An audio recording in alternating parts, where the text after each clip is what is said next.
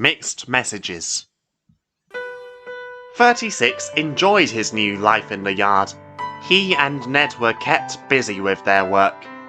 36 would take trains along the line and helped Ned whenever he could. The old tank engine was tired and glad of his help. "It's nae so simple for I these days," he wheezed one morning. They had just shunted a large goods train, and the trucks had been particularly ill-mannered.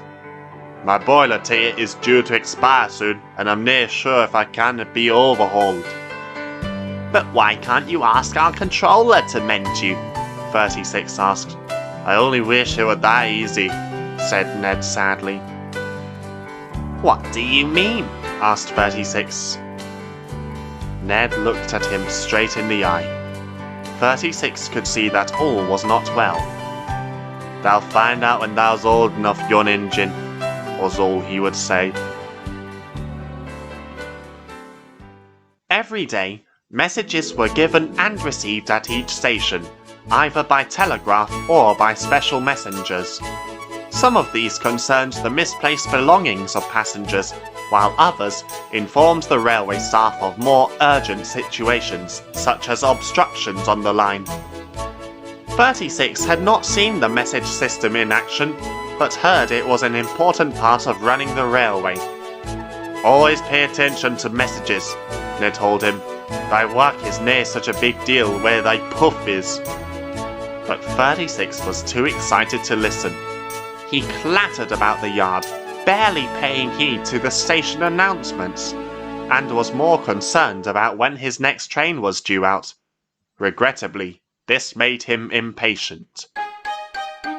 One morning, he was shunting in the yard for his next train.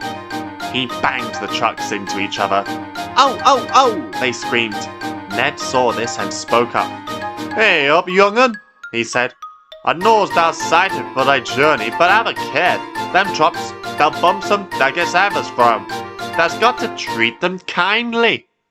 "Oh, I wish I could just take them out already," moaned 36. "Hey, thou's got to wait. Remember thy special passenger." 36 wisely kept quiet at this. "Them trucks are nasty little monsters when knocked," Ned continued. "Thou's gotta watch thyself round 'em, 36.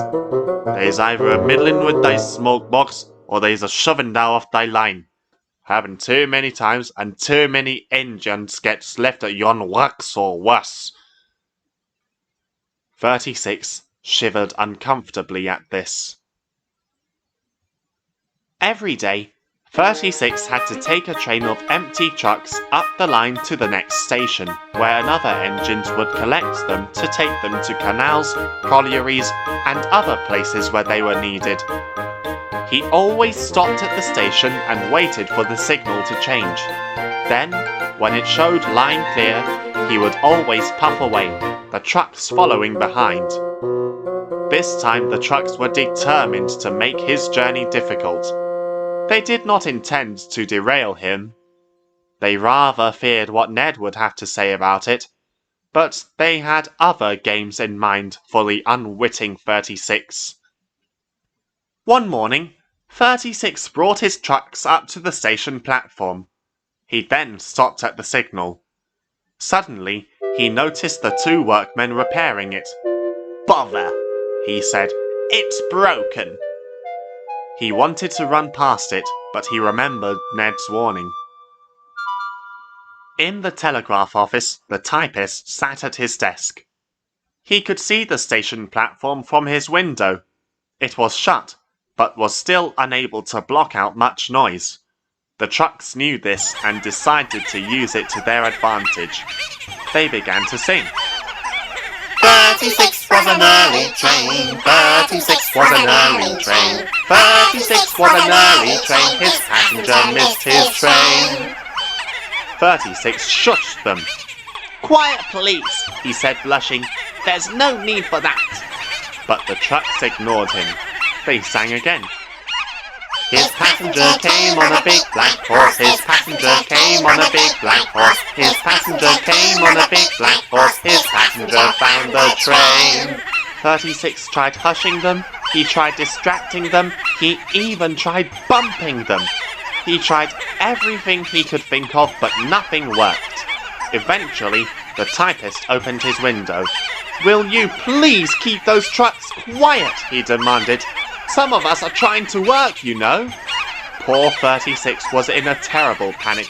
"But please, sir," he stammered, "I can't, they—" But he got no further. The typist slammed his window shut. The workmen finished their repairs. The signal arm dropped, and it was all 36 could do to puff away, utterly humiliated. He had a very tiring journey. The trucks would not stop singing rudely. Everywhere he went, he was stared at by others. Soon, he arrived back at Barrow feeling very tired. He stopped to take on some water at the column. A commotion arose from the inside of the station. "But I keep telling you I sent a message for a children's school excursion that was due in at this station," protested a familiar voice. "Then would you kindly explain to me why a zookeeper is waiting for some animals to arrive?" demanded the voice of the station master. "Hello, lad," said Ned as he pulled up alongside. "Thou looks sad. Them trucks been given to you havers, eh?"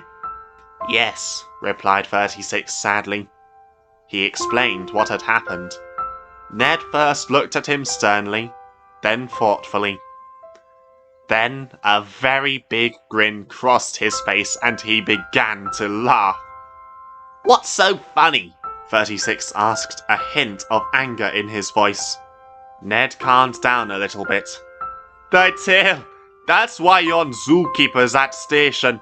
That daft puff. I tells thou thy trucks will get back at thee, and they have little souls and souls. They poor typist, he sent a wrong message.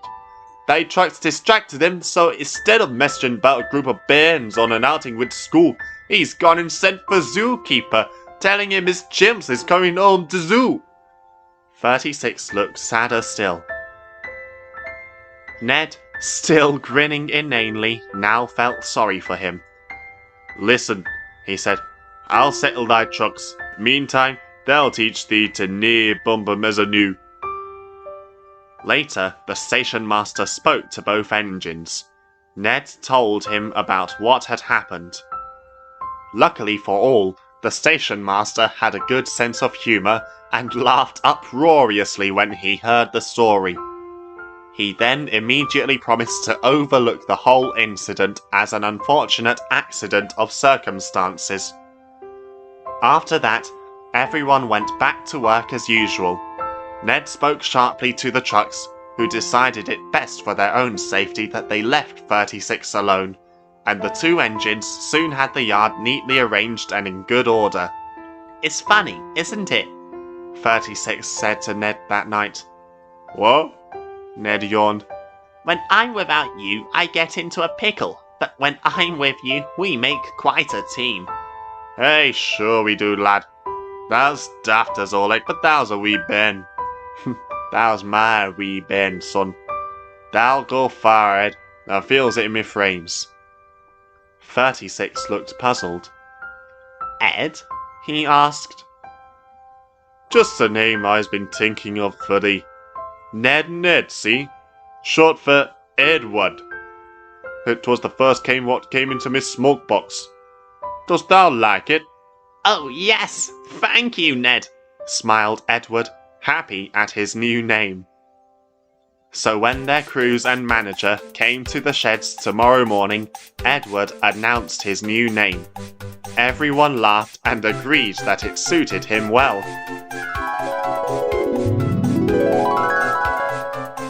"But from that point onwards, I was always very careful about handling trucks," said Edward to Diesel as they rumbled into Vickerstown.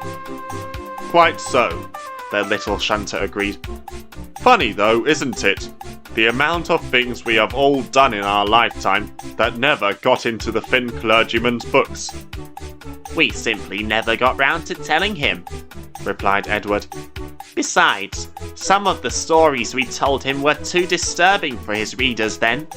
Look at 98462 and 87546, for instance. Yes, Eagle and Neil told me about them. A right pair of troublemakers, I must say, said Diesel.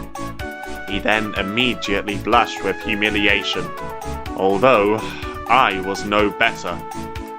But you were young then, as was I. We both made mistakes and we both learned from them. You rescued Thomas, Annie and Clarabelle. You helped Bear get those passengers home. You nearly destroyed yourself just to save who knows how many lives. Yes, I suppose I did, said Diesel thoughtfully.